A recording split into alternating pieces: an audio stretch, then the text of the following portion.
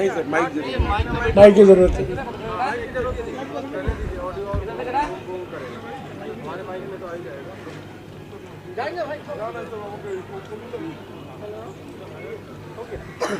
साथियों, आज भारत जोड़ो न्याय यात्रा का 19वां दिन है। आज हम मालदा से यहाँ जंगीपुर आए हैं और रास्ते में हम ऐतिहासिक फरक्का बराज से गुजरे थे। मालदा से लेकर जंगीपुर तक सड़कों पर इतने लोग खड़े हुए थे, महिलाएं, युवा, बुजुर्ग, समाज के हर वर्ग राहुल जी को और भारत जोड़ो न्याय यात्रा को भरपूर और बहुत उम्दा स्वागत देने के लिए। बीच में राहुल जी बीडी श्रमिकों से भी मिले, महिला बीडी श्रमिकों से भी मिले और उनसे बातचीत की कि उनके लिए सामाजिक सुरक्षा के लिए और क्या कदम उठाने की ज़रूरत है। पर मैं विश्वास के साथ कह सकता हूँ कि जिस मात्रा में आज हमने लोगों को देखा मालदा से लेकर जंगीपुर तक, पहले 18 दिनों में हमने नहीं देखा है। जलपाईगुड़ी में, सिलीगुड़ी में, उत्तर दिनाजपुर में, सिलीगुड़ी में, सब जगह हमारा भरपूर स्वागत हुआ। पर आज जो स्वागत राहुल जी का हुआ है बिल्कुल अभूतपूर्व है और ये दर्शाता है कि भारत जोड़ो न्याय यात्रा का संदेशा जो है, राहुल जी जो निकले हैं 5 न्याय के बारे में जो बात करते रहते हैं, नारी न्याय, युवा न्याय, श्रमिक न्याय, किसान न्याय और हिस्सेदारी न्याय, ये संदेशा लोगों तक पहुंच पा रहा है। मैं आज और कल हम पश्चिम बंगाल में रहेंगे, यहाँ से हम बहरामपुर जाएंगे और कल 3:30 बजे हम पश्चिम बंगाल से होकर झारखंड में प्रवेश करेंगे। तो मैं समझता हूँ ये पश्चिम बंगाल का यात्रा जो है कांग्रेस संगठन में एक नई ऊर्जा लाई है, कांग्रेस संगठन में एक नई शक्ति आई है और ये न केवल कांग्रेस के लिए फायदेमंद होगा पर इंडिया गठबंधन को भी फायदेमंद होगा। मैं फिर से कहना चाहता हूँ कि इंडिया गठबंधन 2024 के लोकसभा चुनाव के लिए है। ये एक राष्ट्रीय गठबंधन है 28 पार्टियों का। अभी 27 हो गए हैं क्योंकि एक नेता ने पलटी मारकर एनडीए में शामिल हो गए हैं, तो 27 पार्टियां हैं। ये विधानसभा चुनाव के लिए नहीं है, ये लोकसभा चुनाव के लिए है। विधानसभा में इंडिया गठबंधन के पार्टियां एक दूसरे से लड़ती हैं। हम आम आदमी पार्टी के साथ पंजाब और दिल्ली में लड़ते हैं विधानसभा के लिए, हम लेफ्ट के साथ केरला में विधानसभा में लड़ते हैं। तो ये इंडिया गठबंधन जो बनाया गया है पिछले 6-7 महीने से, जो हम कह रहे हैं, इसका एक ही मकसद है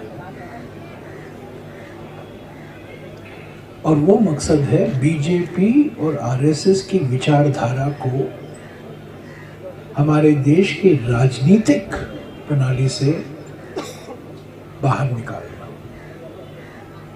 ये एक वैचारिक मुकाबला भी है, एक वैचारिक टक्कर है। वो लंबा समय लगेगा, 5 साल लगेंगे, 10 साल लगेंगे, पर बीच में चुनाव के मील पत्थर आते हैं और पहला मील पत्थर हमारे लिए 2024 के लोकसभा चुनाव है। तो सभी पार्टियों को ये समझना चाहिए और कांग्रेस को भी समझना चाहिए। मैं सभी पार्टी, जब मैं कहता हूँ, मैं अपने आप को जोड़ता हूँ उसमें, कि इंडिया गठबंधन को कमजोर हमें करना नहीं चाहिए। हमें जो कुछ करना है, इंडिया गठबंधन को मजबूत बनाना है। और इंडिया गठबंधन लोकसभा चुनाव के संदर्भ में एक विशेष महत्व रखता है। पश्चिम बंगाल के मुख्यमंत्री ने बार बार कहा है कि वो इंडिया गठबंधन में है और रहेगी। कांग्रेस पार्टी इस बयान का स्वागत करती है और कांग्रेस पार्टी भी चाहती है कि तृणमूल का निशाना बीजेपी है, कांग्रेस पार्टी का निशाना भी बीजेपी है। बीजेपी को हटाना चाहते हैं पश्चिम बंगाल के 42 सीटों में से। अभी 18 है बीजेपी के, उसको हम घटाना चाहते हैं, हम उसको जीरो करना चाहते हैं। इसीलिए तो इंडिया गठबंधन बना है। गठबंधन में बातचीत होती है, बातचीत में लेन देन होता है। हम कुछ देते हैं, दूसरी पार्टियां कुछ देती हैं, हम कुछ देते हैं, दूसरी पार्टियां कुछ देती हैं। तो ये कॉम्प्रोमाइज होता है, एक समझौता किया जाता है। और समझौता तभी किया जाता है जब सभी पार्टी ईमानदारी से खुलकर अपनी बात रखे, मीडिया में नहीं, पर जब बातचीत होती है फेस टू फेस, तो उसी भावना के साथ हम इस गठबंधन को पश्चिम बंगाल के संदर्भ में देखते हैं। तृणमूल और कांग्रेस पार्टी दोनों एकजुट हैं बीजेपी को हराने के लिए। मैं जानता हूं पश्चिम बंगाल के मुख्यमंत्री की ओर से एक बयान भी आया है, माफ कीजिए, एक बयान भी आया है, पर वो उनका बयान है, ये एक संयुक्त बयान नहीं है। एक संयुक्त बयान, एक जॉइंट स्टेटमेंट की जरूरत है कि हम इतने सीट में लड़ेंगे और अलग अलग पार्टियां कितने सीट में लड़ेंगे। वो संयुक्त बयान हम खुले मन से, सही नियत से और पूरी ईमानदारी से इस प्रक्रिया में शामिल हैं।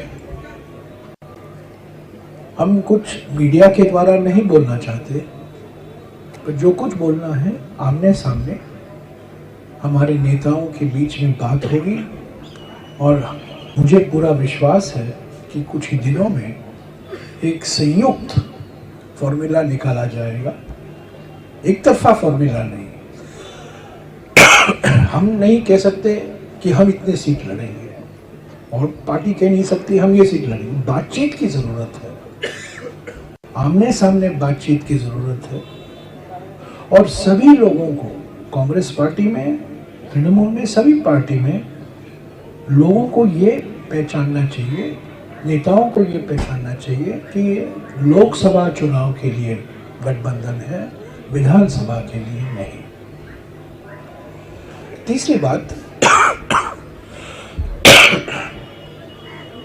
जब 14 तारीख को भारत जोड़ो न्याय यात्रा मणिपुर में शुरू हुआ था, उसी दिन हमारे जो दिल्ली में बैठे हुए मुहूर्त के विशेषज्ञ, मुहूर्त ढूंढने के विशेषज्ञ हमारे प्रधानमंत्री, उन्होंने मुहूर्त निकाला मिलिंद देवरा को कांग्रेस से भगवाने का, ताकि भारत जोड़ो न्याय यात्रा को पटरी से निकाला जाए। और उसमें वो सफल नहीं हुआ। जब हम बिहार पहुंचने वाले थे, एक दिन पहले उन्होंने नीतीश कुमार से पट्टी करवाया, वो भी एक मुहूर्त। अभी कल जब हम झारखंड में अंदर जा रहे, झारखंड में प्रवेश हो रहे हैं, आज झारखंड के मुख्यमंत्री हेमंत सोरेन के खिलाफ कार्रवाई शुरू की गई है। इसका मकसद एक ही है, किसी भी हालत में भारत जोड़ो न्याय यात्रा को सफल न होने दें। और जो कार्रवाई ये कर रहे हैं हेमंत सोरेन के खिलाफ, केजरीवाल के खिलाफ, राहुल जी को 55 घंटे इन्होंने पूछताछ की पहले, पिछले साल, आपको याद होगा। लालू जी के खिलाफ ईडी, सीबीआई, स्टालिन साहब के मंत्रियों के खिलाफ ईडी और सीबीआई, आम आदमी पार्टी के नेताओं के खिलाफ ईडी, सीबीआई, ये सब क्या दर्शाता है? ये सब ये दिखाता है कि जो G2 है, हमारे G2, G20 गया, अभी G2 बाकी है। G2 नरेंद्र मोदी और अमित शाह, ये सिर्फ उत्पीड़न की राजनीति, पॉलिटिकल हैरेसमेंट, उत्पीड़न की राजनीति और प्रतिशोध की राजनीति, पॉलिटिक्स ऑफ वेंडेटा, इसमें विश्वास रखते हैं। ये कार्रवाई जो की जा रही है विपक्ष के नेताओं के खिलाफ, इंडिया पार्टी, इंडिया गठबंधन के नेताओं के खिलाफ, माफ कीजिए, एक मिनट पानी पी लें।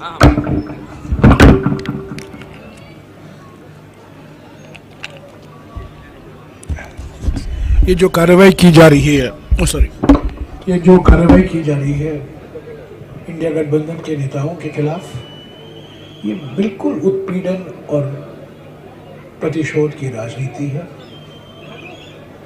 ये पार्टियों को बदनाम करने के लिए की जा रही है, विपक्ष एकता को बदनाम करने के लिए की जा रही है और भारत जोड़ो न्याय यात्रा से ध्यान हटाने के लिए ये की जा रही है। हम पीछे हटेंगे नहीं, हम डरे नहीं हैं। राहुल जी ने बार बार कहा है, मैं एक बार उसको फिर दोहराऊंगा क्योंकि वो सच्चाई है। जो लोग धमकी देते हैं वो डरे हुए हैं, जो डरते हैं वो धमकी देते हैं। नरेंद्र मोदी और अमित शाह डरे हुए हैं और इसीलिए बार बार ये धमकी। आज आपने अखबारों में पढ़ा होगा कि जो युवक लोकसभा में प्रवेश हुए थे, सभी कानून का उल्लंघन करके, उन्होंने एक बयान दिया है न्यायालय में कि उनको मजबूरी कहना पड़ रहा है कि विपक्ष पार्टियों का हाथ था उस हादसे में, क्योंकि ये लोग घबराए हुए हैं, डरे हुए हैं, परेशानी में। पर हम पीछे हटेंगे नहीं और भारत जोड़ो न्याय यात्रा चलता रहेगा। राहुल जी पश्चिम बंगाल में, झारखंड जाएंगे, झारखंड के बाद छत्तीसगढ़, छत्तीसगढ़ के बाद उड़ीसा, उड़ीसा के बाद उत्तर प्रदेश, उत्तर प्रदेश के बाद मध्य प्रदेश, मध्य प्रदेश के बाद गुजरात, गुजरात से के बाद महाराष्ट्र। मुंबई को 20 या 21 मार्च तक मुंबई में पहुंचने की गुंजाइश है। तो मैं यही कहना चाहता था। मैं समझता हूँ सारे सवालों को जवाब मैंने मेरे वक्तव्य में दे दिया है, तो कुछ सवाल बाकी नहीं है। पर अगर आपका कोई सवाल है मैं जवाब दूंगा। सर, 2 सवाल है। एक कि वाम की आप लोगों के टेंट में CPIM पॉलिट ब्यूरो का मेंबर, यहाँ का स्टेट सेक्रेटरी मोहम्मद सलीम है। उन लोगों ने ये साफ कह दिया कि अगर TMC के साथ आप लोगों का कोई भी रिश्ता हुआ तो बंगाल में कांग्रेस के साथ या फिर कोई भी पार्टी के साथ, TMC के साथ जो भी जाएगा उन लोगों का कुछ भी रिश्ता नहीं होगा। इसके साथ जो है ममता जी ने कहा है कि कांग्रेस को पहले CPIM का हाथ छोड़ना। देखिए, इंडिया गठबंधन पटना में मुलाकात हुई 23 जून को, 17 और 18 जुलाई को बेंगलुरु में बैठक हुई और 31 अगस्त और 1 सितंबर को मुंबई में बैठक हुई। 3 बैठकें हुई हैं और सभी बैठकों में वामपंथी के नेता सीताराम येचुरी, डी राजा, RSP सभी लोग थे, वहां शामिल थे। Forward block, TMC, Congress, CPIML सभी लोग शामिल थे, पटना में, बेंगलुरु में, मुंबई में। हम ये मानकर चल रहे हैं, जब मैं 27 पार्टी की बात कर रहा हूं, उसमें कांग्रेस शामिल है, तृणमूल शामिल है, CPM शामिल है, CPI शामिल है, फॉरवर्ड ब्लॉक शामिल है, RSP शामिल है, CPIML शामिल है, वो 27 पार्टियों की लिस्ट में उनका नाम है और वो 3 बैठक वो मौजूद थे अलग अलग शहरों में। अभी जो कुछ कहा जा रहा है मैं सुन रहा हूं, पढ़ रहा हूं, पर इस पर मैं कोई टिप्पणी नहीं करूंगा। सर एक बात है सर, सर स्टालिन के बारे में बात किया, केजरीवाल के बारे में बात किया, ईडी सीबीआई पॉलिटिक्स, लेकिन बंगाल में टीएमसी के कुछ मिनिस्टर अभी जेल में है, ईडी सीबीआई लेके गए हैं। जहां कहीं ईडी, जहां नरेंद्र मोदी के कार्यकाल में पिछले 10 साल में ये अन्याय काल रहा है और एक प्रतीक अन्याय काल का ये है कि जो कोई पार्टी बीजेपी का विरोध करती है उसके नेता के खिलाफ ईडी, सीबीआई, इनकम टैक्स छोड़ा जाता है। पश्चिम बंगाल हो, तमिलनाडु हो, दिल्ली हो, कर्नाटक में भी हुआ है, केरला में अभी हो रहा है। जहां कहीं विपक्ष की पार्टियां हैं उनके खिलाफ ईडी, सीबीआई, इनकम टैक्स छोड़ा जाता है। इसमें मैं कोई भेदभाव नहीं करता हूं। पश्चिम बंगाल हो, महाराष्ट्र हो, महाराष्ट्र में भी हुआ है, कर्नाटक में भी हुआ है। जहां होना चाहिए, जैसे कि असम के मुख्यमंत्री, उनके खिलाफ तो कोई कार्रवाई नहीं होती, पर ईडी, सीबीआई और इनकम टैक्स, ये 3 संस्थाओं का दुरुपयोग जो मोदी सरकार बार बार कर रही है अलग अलग राज्यों में, मैं समझता हूं, कांग्रेस पार्टी समझती है कि ये प्रतिशोध और उत्पीड़न की राजनीति है। आप क्या समझते हैं पश्चिम बंगाल में जो हो रहा है? मैंने क्या कहा, सारे देश में जिन जिन राज्यों में हो रहा है, जहां गैर बीजेपी सरकारें हैं, उनके खिलाफ ईडी, सीबीआई, इनकम टैक्स का जो दुरुपयोग हो रहा है वो उत्पीड़न और प्रतिशोध की राजनीति है। जो कानूनी कार्रवाई होनी चाहिए कीजिए, पारदर्शिता से कीजिए, सबके खिलाफ कीजिए जिनके खिलाफ सबूत है, पर लटका के मत रखिए राजनीति के लिए। और दिन बाय दिन रोज कुछ ना कुछ खबरें मत छपवाइए, इसके खिलाफ ये है, उसके खिलाफ ये है, लोगों को बदनाम करने में लगे हुए हैं। अगर सबूत है न्यायालय में पेश कीजिए, कार्रवाई कीजिए, कानून के मुताबिक कार्रवाई कीजिए। पर ईडी, सीबीआई और इनकम टैक्स आज पिछले 10 साल में स्वतंत्र संस्थाएं नहीं रही हैं। ईडी, सीबीआई और इनकम टैक्स बीजेपी के 3 फ्रंटल ऑर्गेनाइजेशन बन गए हैं। हमारे फ्रंटल ऑर्गेनाइजेशन है, पश्चिम बंगाल में हमारा छात्र परिषद है, INTUC है, महिला कांग्रेस है, यूथ कांग्रेस है। ऐसे ही नरेंद्र मोदी और अमित शाह के बीजेपी में 3 frontal organisation, super frontal organisation. Frontal तो है, महिला, युवा, वो सब है, पर सुपर फ्रंटल है ईडी, सीबीआई और इनकम टैक्स। सर एक बात है, विजिलेंस के बारे में तृणमूल कांग्रेस एक साथ ये न्याय रख रही है कि ये विचारधारा सेम है, पर कल राहुल ने कहा कि बंगाल की जनता इंटेलेक्चुअल होती है, पर ये इंटेलेक्चुअल जनता भी अब कंफ्यूज हो रही है कि हाई कमान कुछ कह रहा है, प्रदेश कांग्रेस कुछ कह रहा है। कोई कंफ्यूजन नहीं है। इंडिया गठबंधन राष्ट्रीय चुनाव के लिए है, ये विधानसभा चुनाव के लिए नहीं है। हमारा निशाना पश्चिम बंगाल में, महाराष्ट्र में, सभी राज्यों में हमारा निशाना एक ही है। हम अर्जुन के माफिक एक ही निशाने पर हमारा आंख दे रहे हैं और वो निशाना है बीजेपी। जमीनी राजनीति, बंगाल का जो जमीन राजनीति है, जहाँ पर प्रदेश कांग्रेस तृणमूल कांग्रेस के खिलाफ है और वे ये वामपंथियों के साथ एक साथ करके ये एकजुट होकर लड़ाई लड़ना चाहते हैं। हम बीजेपी को हराना चाहते हैं और जो कुछ हमें करना है हम करेंगे। और जिस बेल्ट पे है मुर्शिदाबाद, मालदा, वहाँ पे एक मिनट। ना हुआ तो वोट शेयरिंग हो सकता है क्योंकि बेल्ट ऐसा है। ये अरिथमेटिक गणित में मैं नहीं जाऊँगा, मैं आपको राजनीतिक हकीकत बता रहा हूँ। राजनीतिक हकीकत ये है कि हमें बीजेपी को 18 सीट से 0 लाना है और उसके लिए जो कुछ कदम हमें लेने हैं हम करेंगे। Sir, opposition alleges that Hemant Soren is being framed because he is from SC/ST community. Of course, he's a tribal CM. He's a tribal CM. Of course, he's being, the way he is being treated. Look at all of Mr. Modi's friends. Look at all those crony capitalists, those businessmen who have taken full advantage. The nexus between Modi and some of the businessmen. No action is taken when evidence is presented. And the way Mr. Hemant Soren is being treated. Of course, it shows not only that he is an opposition party CM, not only that he is an India party CM, but he's also a tribal CM.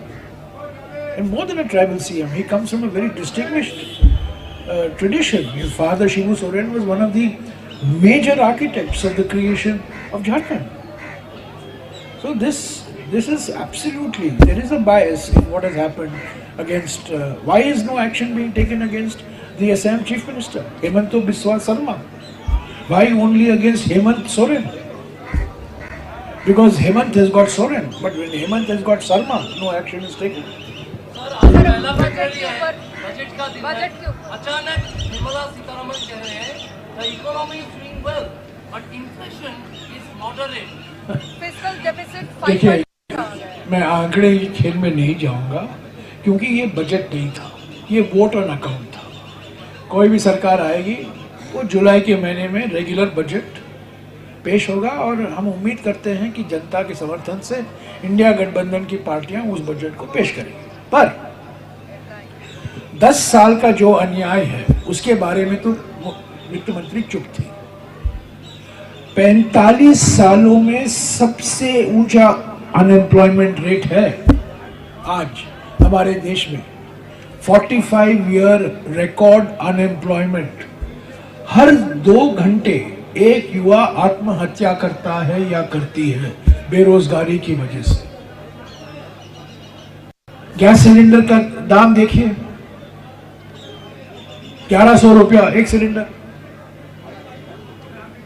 आवश्यक वस्तु है, सब्जी, दूध, चावल, चीनी, गेहूं, दाल, इनकी महंगाई देखिए। ये मॉडरेट नहीं है इनकी महंगाई, ये कमरतोड़ महंगाई है, ये मॉडरेट महंगाई नहीं है। पर 10 साल का जो अन्याय हुआ है उसके बारे में तो वित्त मंत्री, अगर वो कहती तो वो वित्त मंत्री नहीं रहेगी अगले 4 महीने के लिए। वो बेचारी, वो उन्होंने वही पढ़ा जिनको जो लिखा गया था उनके लिए, तो मेरी हमदर्दी है उनके साथ।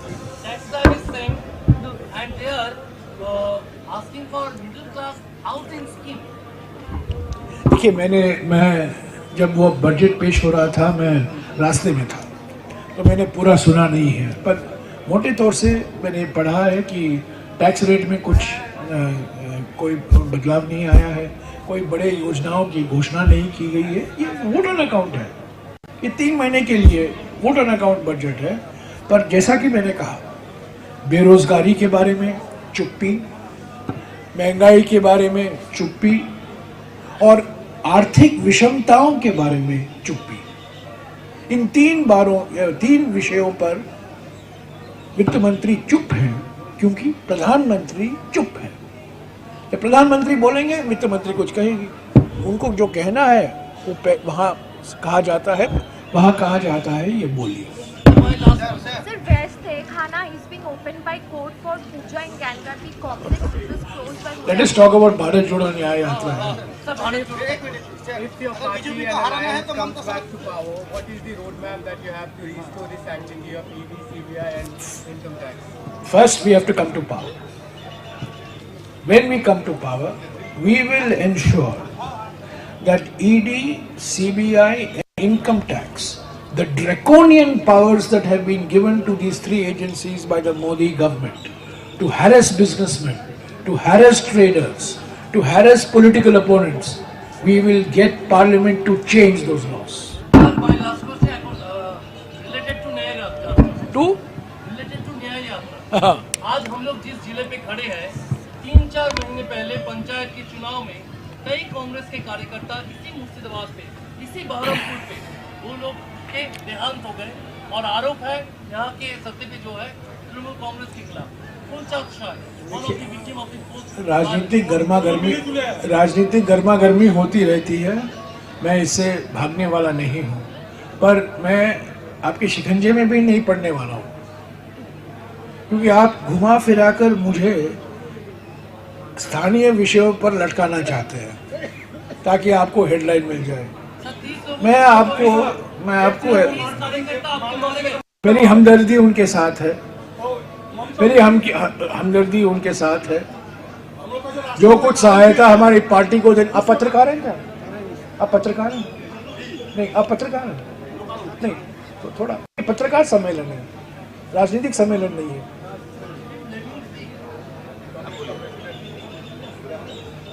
तो जो मैं कह रहा था ये सब हकीकत है, मैं इसको इनकार नहीं कर रहा हूँ और मुझे पूरा यकीन है कि हमारे पीसीसी अध्यक्ष राहुल जी को इसकी पूरी जानकारी दी होगी। मैं उनके साथ में नहीं था, हमारे एआईसीसी प्रभारी भी थे, गुलाम अहमद मीर, दोनों ने राहुल जी से बात की होगी। पर मेरे मन में मेरे विचार, और मैं समझता हूँ भारत जोड़ो न्याय यात्रा के बारे में भी, राहुल जी के बारे में भी विचार ये है, स्पष्ट है कि इंडिया गठबंधन राष्ट्रीय चुनाव के लिए है, ये स्थानीय चुनाव के लिए नहीं है। स्थानीय ऐसे मुद्दे होते रहेंगे, लड़ाई होती रहेगी। केरला में हम वामपंथियों के खिलाफ रोज लड़ाई होती है, पर इंडिया गठबंधन में वामपंथी पार्टी मौजूद है। तो ये बातचीत से हम हल कुछ ना कुछ बीच का रास्ता ढूंढ निकालेंगे, क्योंकि आज हम कलकत्ता में किसकी सरकार बनेगी उसके लिए हम लड़ाई नहीं लड़ रहे हैं। लड़ाई लड़ी जा रही है वो दिल्ली की में हुकूमत किसकी होगी उसके लिए। Okay, thank you.